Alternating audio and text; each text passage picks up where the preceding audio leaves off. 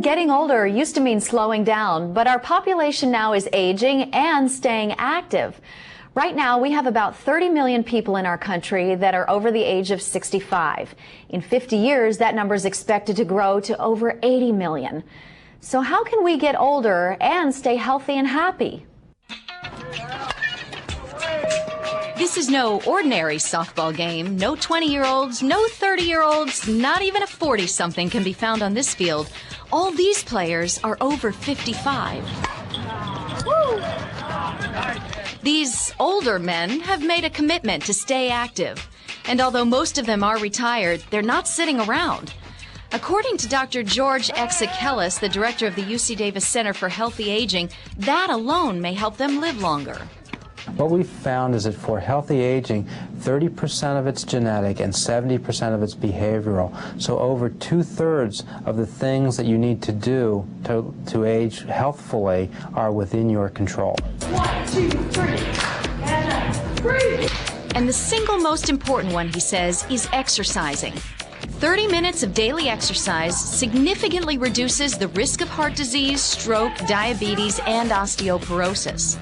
But exercising your body isn't enough. You also have to exercise your mind. Well, you know, your mind is like your muscles in your body. You use it or you lose it. And there was an interesting study done with nuns as they aged in Minnesota, and what they found was the nuns who stayed vigorously mentally active were less likely to develop Alzheimer's disease. Good. Almost as important as exercise is eating healthy. Dr. Exakelis recommends maintaining a nutritious, low-calorie diet, taking a folic acid supplement. And if you're over 65, taking an aspirin a day, which can reduce the chance of blood clots. 146 over 76. Making and keeping that yearly doctor's appointment is also crucial to staying healthy.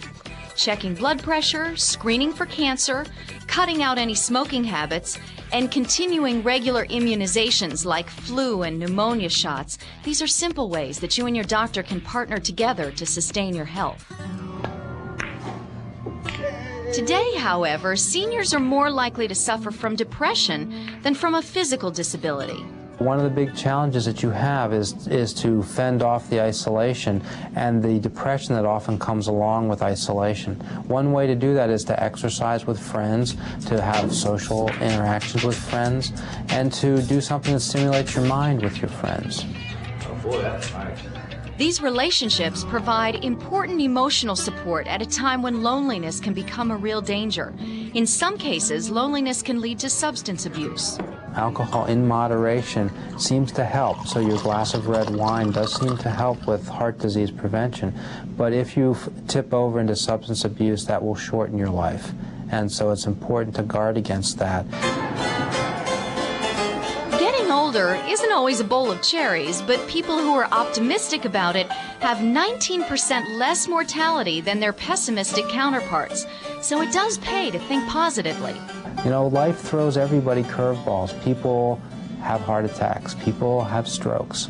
What we know is the people who do well, they fight back, and they attack life with a gusto regardless of those adversities. Sometimes, though, older people lose their sense of purpose, especially after retiring.